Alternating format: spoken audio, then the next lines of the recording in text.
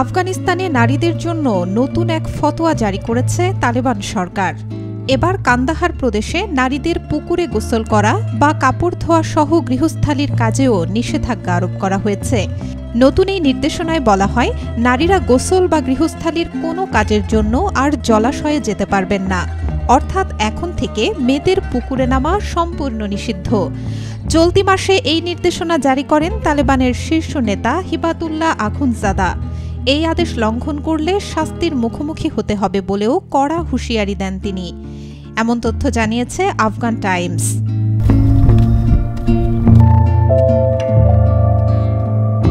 পানি সংকটের কারণে কান্দাহারের নারীরা গৃহস্থালির কাজে প্রজন্মের পর প্রজন্ম জলাধারের পানির উপর নির্ভরশীল। তবে শুধু কাজ নয়, জলাশয় দীর্ঘদিন ধরেই আফগান নারীদের একত্রিত হবার স্থান। সেখানে কাজের ফাঁকে তারা একে অপরের সঙ্গে সময় কাটান, নিজেদের সুখ দুঃখ ভাগ করে নেন। এতে গড়ে ওঠে দৃঢ় সামাজিক বন্ধন। কিন্তু তালেবানের সদ্য জারি করা নতুন নিষেধাজ্ঞা সেই বন্ধনকেই ছিন্ন করছে।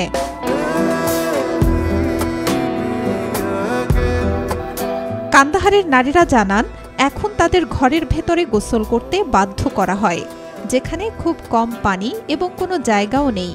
জলাধারে যাওয়া কেবল কাজের জন্য ছিল না, এটি ছিল একটি সামাজিক মেলবন্ধনের জায়গা। সেই ছোট্ট স্বাধীনতাও কেড়ে নেওয়া হচ্ছে।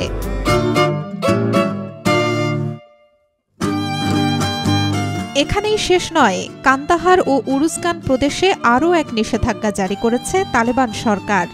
নারীদের পোশাক সেলাই করতে পারবেন না পুরুষ দর্জি। গত মাসে গোপনে নারীদের কাপড় সেলাই করায় 10 দর্জিকে গ্রেপ্তারও করা হয়েছে।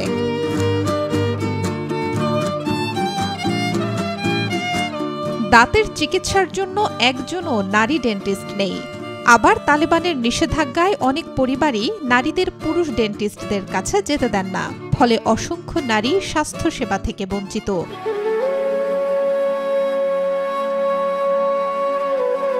এর আগে আফগানিস্তানের বিশ্ববিদ্যালয়গুলোতে নারী লেখকদের বই নিষিদ্ধ করা হয়। মোট 680টি বই নিষিদ্ধ করা হয়, যার মধ্যে 140টিরও বেশি নারী লেখকদের লেখা। তালেবান এসব বইকে শরিয়াহ ও সরকারের নীতি বিরোধী বলে অভিহিত করেছে।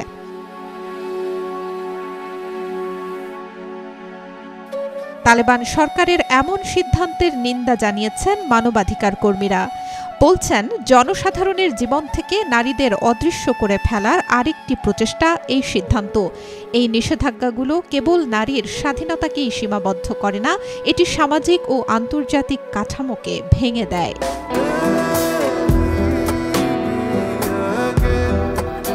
তালেবানের নীতিগুলোকে নিয়মতান্ত্রিক লিঙ্গ নির্যাতনের সমান বলে অভিহিত করেছে আন্তর্জাতিক মানবাধিকার সংস্থা হিউম্যান রাইটস ওয়াচ এবং amnesty international.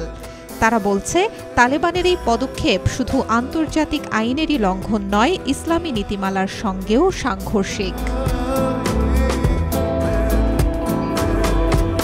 Desk report, B News 24।